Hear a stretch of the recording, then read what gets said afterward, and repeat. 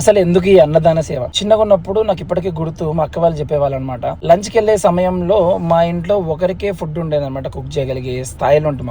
అప్పుడు మా అక్క వాళ్ళిద్దరు నన్ను స్కూల్ నుంచి ఇంటికి తీసుకొచ్చి నాకు ఒకటి ఫుడ్ పెట్టి వాళ్ళిద్దరు వాటర్ తాగి నన్ను తీసుకెళ్లే వాళ్ళు అనమాట. అంటే అప్పుడు నాకు అర్థమైంది హంగర్ కి యొక్క ఇంపార్టెన్స్ అని చెప్పేసి. So when I was growing enough, నేను నా నాలెడ్జ్ తో, నా టైం తో, నా బ్రెయిన్ తో నేను కొద్దిగా మనీని ఎర్న్ చేయగలను అని చెప్పి సిరీస్ ఆఫ్ వర్క్ షాప్స్ చేస్తున్నా. స్కిల్స్ అని, మైండ్ సెట్ అని, ఎంటర్‌ప్రెన్యూర్‌షిప్ అని చెప్పేసి, బిజినెస్ అని చెప్పేసి, కెరీర్ అని చెప్పేసి, మల్టిపుల్ థింగ్స్ మీద ఫోకస్ చేస్తున్నా. I thought of utilising those platforms to earn some money and use the same money to feed someone who can't even ask. చిన్న ఇనిషియేషన్ ఇది. సో లాస్ట్ 2 to 3 కాలేజెస్ దగ్గర నుంచి కొద్దిగా fund collect చేసా. అమ్మ దగ్గరకు వచ్చా కర్నూలులో. సో ఈ రోజు ఫస్ట్ డే. ఇప్పుడు వెళ్ళి గోశాలకి అండ్ కిడ్స్ కి, డాగ్స్, మంకీస్ కి and also old age home వాళ్ళకి మనం ఫుడ్ డొనేట్ చేయబోతున్నాం. నాకు చిన్నప్పటి నుంచి ఒకటే డౌట్, దేవుడు ఈ ఆవులను ఎందుకు ఇట్లా పుట్టించాడు అని చెప్పేసి. ఎప్పుడు కంప్లైంట్ చేయవు, ఎప్పుడు మన దగ్గర నుంచి ఏమీ ఎక్స్పెక్ట్ చేయవు, కానీ ఇన్ రిటర్న్ గా మనకే పాలిస్తాయి, మనకే ఎంతో హెల్ప్ చేస్తాయి. అందుకే నాకు ఎప్పుడు అనిపిస్తుంటది, మనము ఈ ఆవులకు ఎంతో అప్పు ఉన్నాం. అంతా ఇంత కాదు, చాలా అప్పు. ఒకసారి వీళ్ళందరినీ చూడండి. ఒకానొకప్పుడు వీళ్ళందరూ చిన్న చిన్న చేతులు పట్టుకుని నడిపించిన వాళ్ళు, తినిపించిన వాళ్ళు, కానీ ఇప్పుడు వెయిట్ చేస్తున్నారు ఎవరన్నా వచ్చి మా చేతులు పట్టుకుంటారా అని చెప్పేసి. ఫుడ్ కోసం అయితే అసలే కాదు,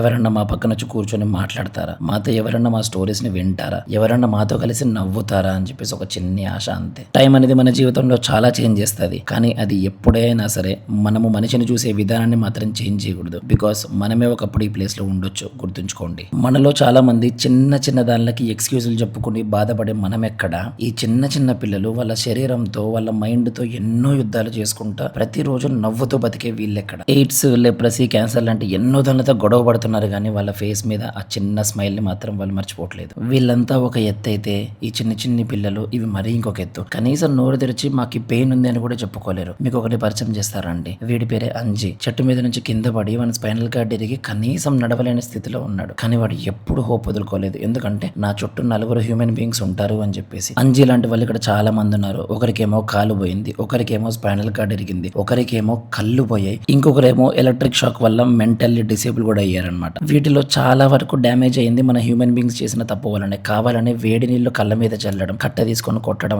రాళ్లతో ఉరికిచ్చి కొట్టడం. అండ్ ఈ కాలంలో మనం పొరపాటునైనా సరే పక్కన వాళ్ళకి ఒక 10 రూపాయలు డొనేట్ చేసినా సరే, కొద్దిగా సాయం చేసినా సరే, దాన్ని ఒక చారిటీ లాగా, దాన్ని ఒక ప్రౌడ్ మూమెంట్ లాగా, దాన్ని ఒక గ్రేట్నెస్ లాగా ఫీల్ కాకుండా దాన్ని ఒక కరెక్షన్ లాగా ఫీల్ అవ్వాలి. ఎందుకంటే మనం ఆల్రెడీ ఈ సొసైటీకి ఎంతో డ్యామేజ్ చేస్తున్నాం. మనమే రెస్పాన్సిబిలిటీ తీసుకోవాలి కొద్దిగా దాన్ని హీల్ చేయడానికి కూడా. అండ్ నా ఈ జర్నీని నేను స్టార్ట్ చేసింది ఒకప్పుడు నా ఈ ఎంటీ స్టమక్ ని ఫీడ్ చేసిన మా అమ్మ కోసం.